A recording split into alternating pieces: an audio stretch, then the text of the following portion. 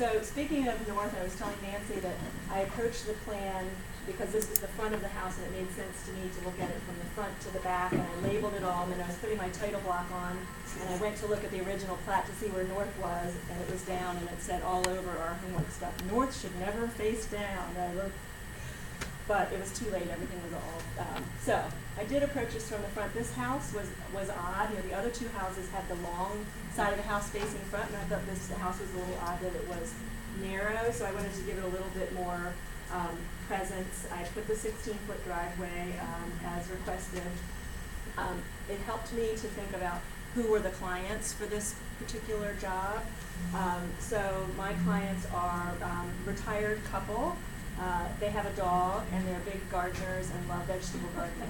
So because they have a dog, I did enclose from the edge of the house here all the way around the yard and up here. But again, I did want the house to have a little bit more presence from the front, so I added some raised beds here, and there is the fence here, but I have a trellis going over so roses can grow over, and there would just be a little bit more presence coming from the front. Then I have this patio running around to the back, so they have lots of entertaining space, lots of space to just sit outside because they love to be outside and to look at their gardens. I added a screened porch because I thought they would be the types that would want to sit outside and enjoy the fresh air a lot, and a pergola coming off the screened porch.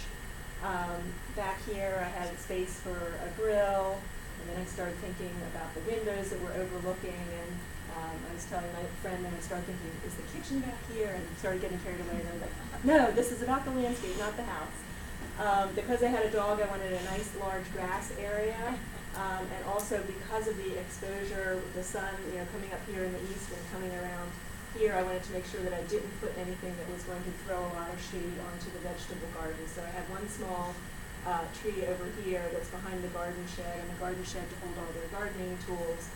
But I didn't put anything big here because I really wanted this to have a lot of sunny exposure. But I did want there to be shade on their pergola and their patio and so forth. As requested, I put this privacy hedge for this lot, but I decided that they liked these neighbors over here. So I put a gate so that they could get over to visit those neighbors. A little fountain feature here in the brick patio, place for trash and recycling, just trying to think about the various things that can take away from the aesthetics of a garden, but that you have to, in real life, you have to plan for. And as you can see, the brick kind of followed around, and I think that's looks good.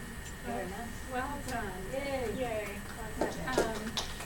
Donna, it's a beautiful composition. It's laid out very well. You can tell that you really thought about how much space do I need for this, and that's all part of it when we take the assignment, is to basically, I always just take, whatever the write-up is and jot down all the essentials. Oh, dog, okay, we need to, and then garage and the 16-foot drive or whatever. So I have a list of, things that need to be hit and make sure that are included. And then you draft it out, and you've done a really nice job doing the composition on the page, so that there's some negative space still on the page. The line weights are great. When you stand back from it, you could even add just a little bit more, and that can come with shadows or the major features. What's the highlight of this drawing? That's what you want to emphasize. Okay, so we will vary from page to page, but very well done. Love how you emphasize the client, and you clearly personalized it. So, I think that's a great way to personalize it, especially when even if you have just a blank assignment like this, that you don't know the person or who it is, you can design it for your made-up client. One question I had was, for this brick patio, in the book it said if it was a 1/4 inch scale or higher, you should show every brick, but that seemed No. like, okay. No. Okay, so No. just showing a little bit, like this is the pattern. Perfectly throughout. acceptable. Okay. And there are different ways to do that. We can show you, and in fact, when we grade them, we'll show you alternative ways to do that. Okay. And Just Julie, from standing way back, a quick one, just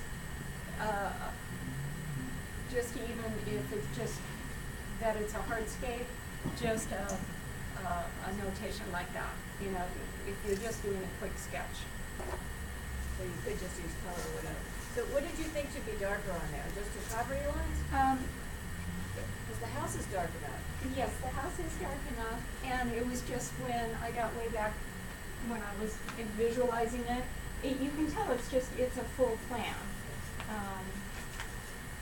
So I think I would have done the trees just a bit darker, or just added the shadow line, and I think that would have popped out a little more.